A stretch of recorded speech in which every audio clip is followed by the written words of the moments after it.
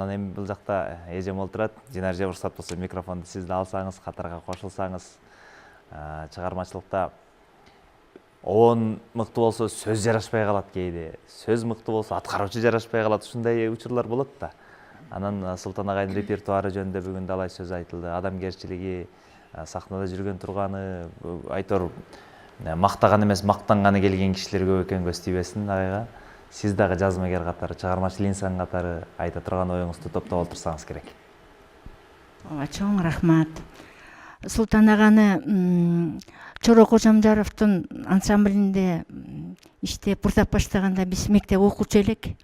Ушундай таң калып баарыбыз тимеле уккубуз келип, ал кезде Фрунзе Бишкекке барсак бир концертине бара алат болдук бекен деп ушундай кызыгар элек да бала кезде.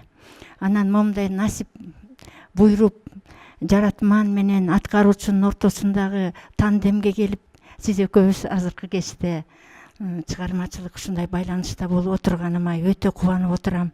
Жанатан бери ушул жерде мына эмне деген, ким деген залкарлар отурат, мына Чыңгыз иним айтып атат.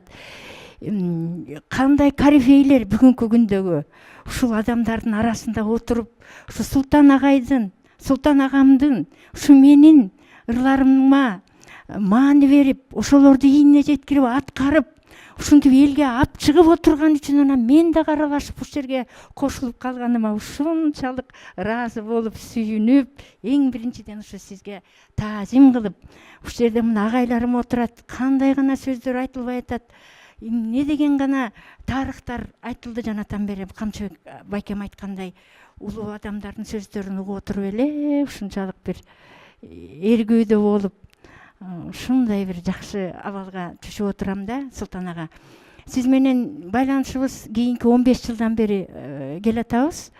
Ага чейин мен саламат эжелерим, Нуркан абагайларым билет, маданият тармагында жүрдүм. Маданияттын жоокери катары, администратор, ак үй көк үйдө маданияттын куратору дегендей мындай сырттан уюштуруучу катары жүрүп калдым да.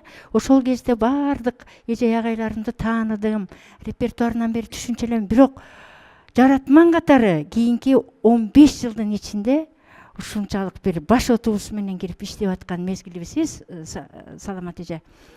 Ушу Султан аганын экөөбүз кеңешип иш кылабыз. Орусча бир Кыргызстан жөнүндө ыр жаратсаң да болгудай дейт. Туура айтасыз, анткени орус тилиндеги эл дагы Кыргызстанда жашаган, наш Кыргызстан деп, ты расцветай, наш Кыргызстан, ты милый край, нам Всевышним-дан деп сөзүн дагы обонун дагы жаратып, анан Султан агам биринчи аткарды, андан кийин алып кетишти. Ала Тоо аянтында дагы аткарылып, 9 майда бийлеп ушундай бир деңгээлге алып чыгып кеткен Султан ага болуп атат. Ал жаратып коюп, кээ бир жаратмандар жаратат, бирок аны өз деңгээлинде алып чыга албай калган кандай деген чыгармалар болуп жатып атпайбы? Аны баарыбызга тең эле дайын. Анан ушул Чыңгыз Айтматовдун 85-90 жылдыгына карата жанагы Алым Алп Айтматов деген ырды дагы жараттык.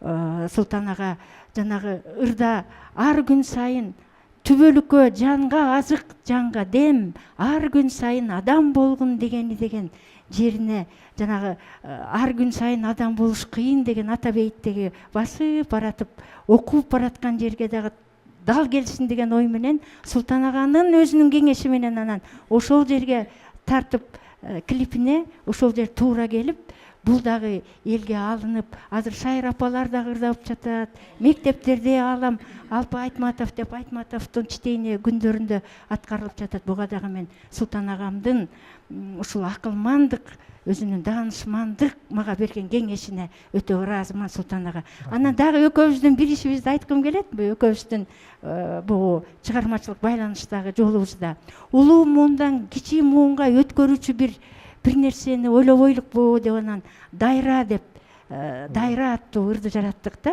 Төгүп суунун казалын жеңи жок салган жарыя, насиби ар түр замандын түгөнбөс улуу дарыя. Дайра дайра оргуп кайна, ага бер тынба түбөлүк дайыма деген саптарын азыр айтып кетким келип атат. Мунун аркасында эмне турат? 3 муундун өкүлүнүн башын кошолу дедик.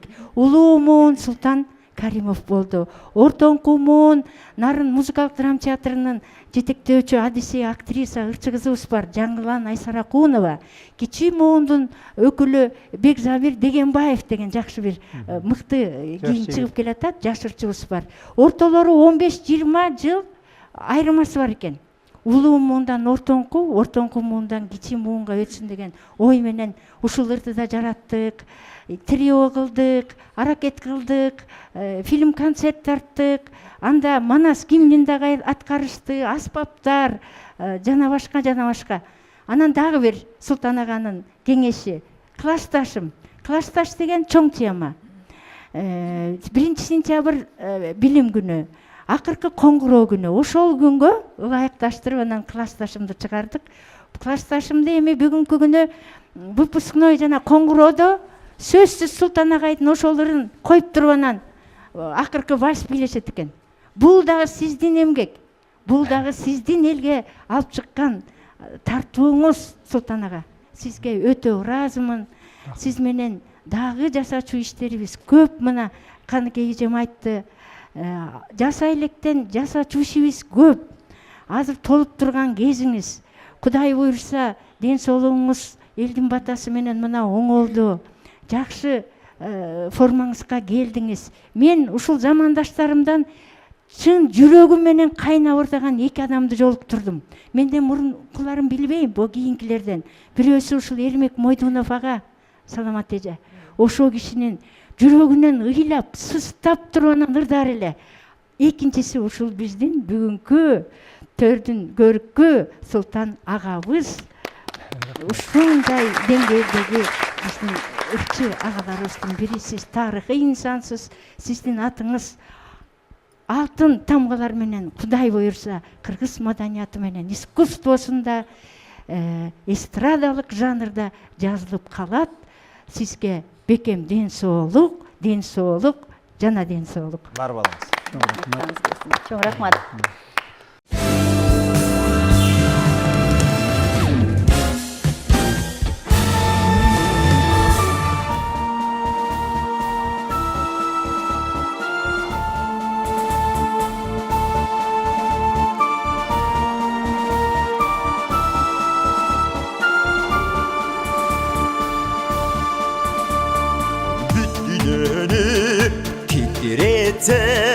Чыңгыз хан рух дине элге келди Чыңгыздан ак калпакты дүйнө жүзү тааныды Айтматовдай ул чыгып Кыргыздан адамзатты сүйген жалпы Айтматов адам алпы алам алпы Айтматов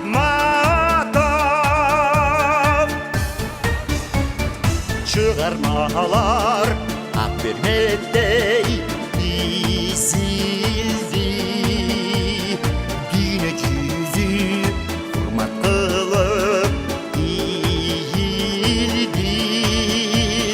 Алан кедик миң жыл өтүп тогошуп Чыңгыз туулуп Айкөл Манас тирилди Адамзатты сүйгөн жалпы Айтматов адам алпы алам алпы